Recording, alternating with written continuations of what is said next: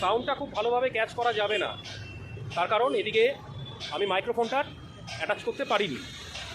এই ধরনের ভিডিও হচ্ছে ইউটিউবে প্রথম। অনেকে দেখো শুধু ব্লগ করে, ট্রাভেল ব্লগ, আর ভূতের গল্পের ওপরে তো হাজার একটা চ্যানেল আছে, প্যারানর্মাল অ্যাক্টিভিটিসের ওপরে। কিন্তু আমার এই ব্লগটা হবে ট্রাভেল ব্লগ, তার সাথে থাকবে প্যারানর্মাল অ্যাক্টিভিটিসের গল্প। অন্যান্য এই চ্যানেলে অন্যান্য যে এর আগে ভিডিওগুলো করেছি তার থেকে এটার দৈর্ঘ্য কিন্তু একটু বেশি হবে, তাই স্কিপ না করে পুরোটা দেখো ধৈর্য ধরে। এবং এটা কিন্তু একটা সিরিজ, আজকেরটা হচ্ছে প্রথম সিরিজ। পরপর কয়েকদিন কন্যাকুমারী, ত্রিবান্দাম, কোয়েম্বাটোর বিভিন্ন জায়গা থেকে কিন্তু আমি ট্রাভেল ব্লগ, তার সাথে একটি করে প্যারানর্মাল অ্যাক্টিভিটিসের ঘটনা শোনাবো। আর এইভাবেই আমার সাথে থাকতে হলে চ্যানেলটিকে সাবস্ক্রাইব করতে হবে, ভিডিওগুলোকে শেয়ার করতে হবে, লাইক করতে হবে চ্যানেলগুলোকে।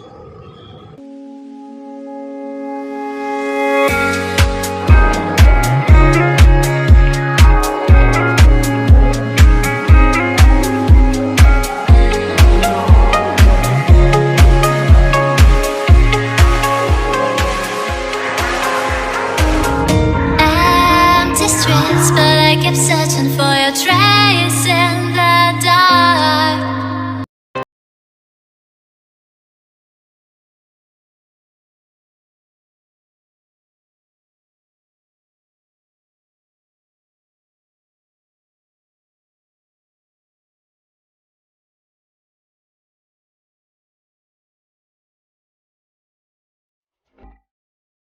কোনো কারণে উবের রাইডটা ক্যান্সেল হয়ে গেছে, ফলে বাসে করে আসতে হলো। আর এর ফলে ব্যাপক ভোগান্তি। ওল্ড কমপ্লেক্সে নামলাম, ওল্ড কমপ্লেক্সে নামার পরে বিস্তর ঘুরে, কোনো একটা প্রজেক্ট হচ্ছে হাওড়াতে, বিস্তর ঘোরাঘুরির পরে কিন্তু এই নিউ কমপ্লেক্সে আসলাম। তো যাই হোক, এসে ঢকঢক করে বেশ খানিকটা জল খেলাম। আসলে কি বলতো, এইসব ব্লগগুলো করতে গেলে একজন না সহযোগী দরকার।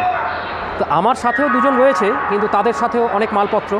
তো যাই হোক, এই যে দেখতে পাচ্ছ, এটা হচ্ছে আমাদের গাড়ি, ওই দিক থেকে ছাড়বে, ওই 23 নম্বর থেকে ছাড়বে 4:15-তে। তো আরও ভিডিওটা দেখার জন্য তোমরা দেখতে থাকো চ্যানেলটাকে।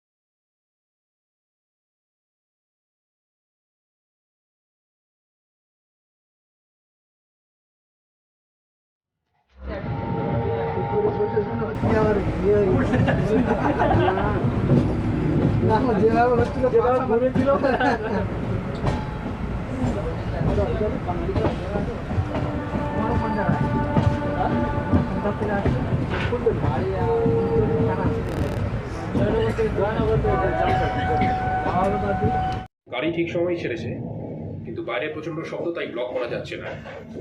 এক ফাঁকে একটু ছোট্ট করে হালকা হতে এসে সেটা বলে দিলাম। দুটো স্টেশন মোটে বেরিয়েছে, টিকিয়াপাড়া এবং দাসনগর। চলো চলতে থাকি, সামনে 40 ঘন্টার অনন্ত যাত্রা।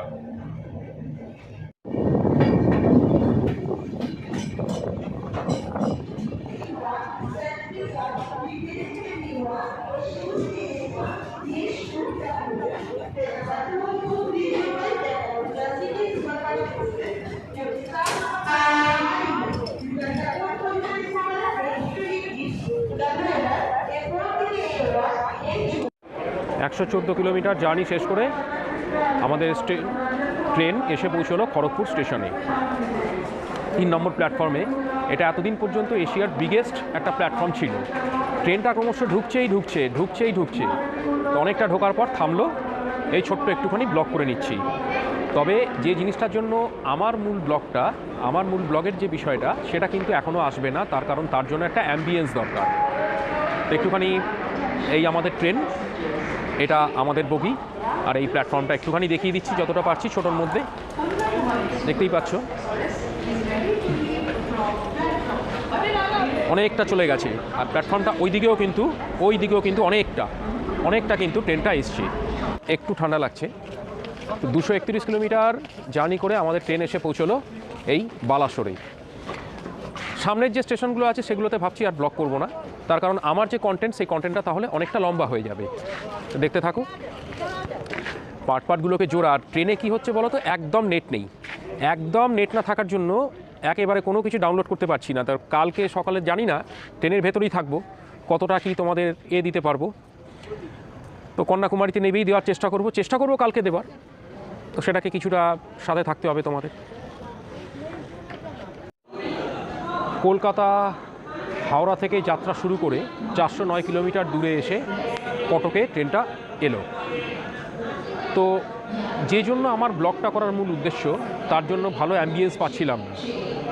এখন সেটা জানি না পাবো কি না, কারণ এই যে মাইকের আওয়াজ, তারপর এতটা দেরি করলো ট্রেনটা, এতক্ষণ ঠিক আসছিল, এখন এসেই হঠাৎ করে দেরি করতে শুরু করলো। তো চলো, সবসময় যে সব কিছু পাওয়া যাবে এমনটা নয়। তো তার মধ্যেই তোমাদের কিছু বলার চেষ্টা করি। আজকের যে গল্পটা তোমরা থাম্বনেল থেকেই দেখতে পাচ্ছ, তার আগে কতগুলো কথা বলবো। যে আমার ছোটোবেলাটা অনেকটা জুড়ে আছে কিন্তু আমার বড় মামা। হ্যাঁ, ছোটোবেলায় 2 থেকে 3 বার বাড়ি, মানে মামার বাড়ি যেতাম। বড় মামাও অনেকবার আসতো বাড়িতে। একজন রাশভারী মানুষ, একজন অত্যন্ত সাহিত্যপ্রেমী, একজন কেতা দুরস্ত, একজন গম্ভীর অথচ হাসি খুশি, খুব মজাদার শৌখিন একজন মানুষ। তো মামার সাথেই এমনই একবার যাচ্ছি। সে আজ থেকে প্রায় 30 বছর আগের ঘটনা। সেই ঘটনাটা আমি মামার সাথেই, এবং মাও ছিল মামার বাড়ি। আমার মামার বাড়ি হচ্ছে পাটনা, বিহারের পাটনা শহরে যাচ্ছি। তো রাত্রির হয়ে গেছে। সেই ট্রেনটা ছিল দানাপুর এক্সপ্রেস, এবং প্ল্যাটফর্মটা সম্ভবত মধুপুর বা যশিডি। তো মামারা ঘুমিয়ে পড়েছে। আমি চুপি নামলাম এবং দরজার কাছে গেলাম। যদি মামা জানতে পারে আর রক্ষা থাকবে না।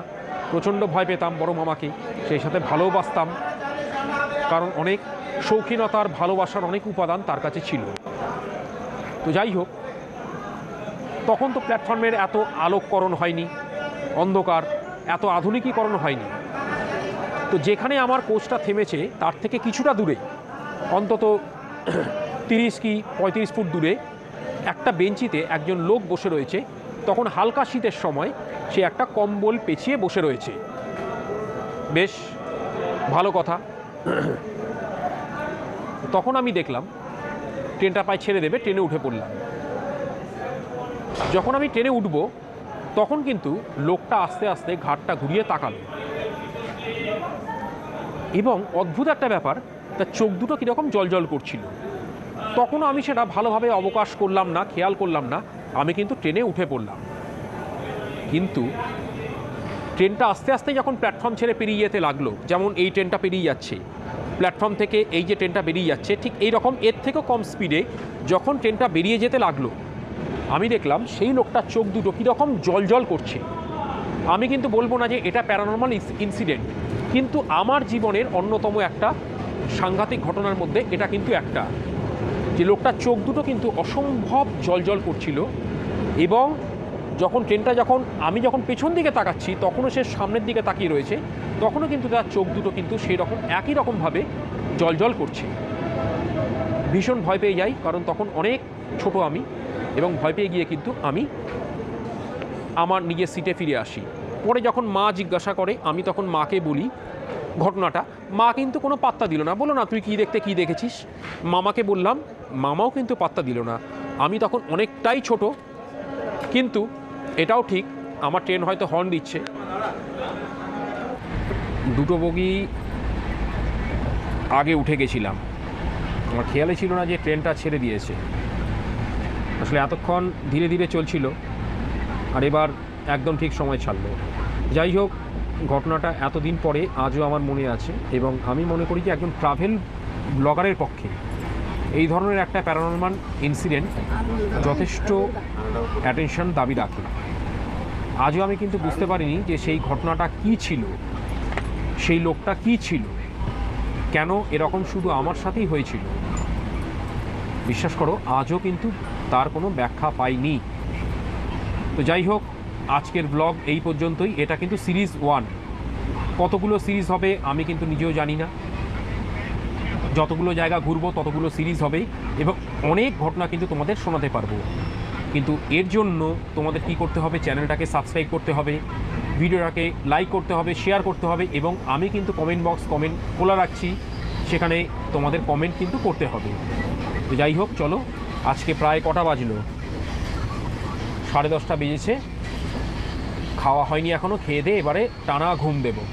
Tata, by.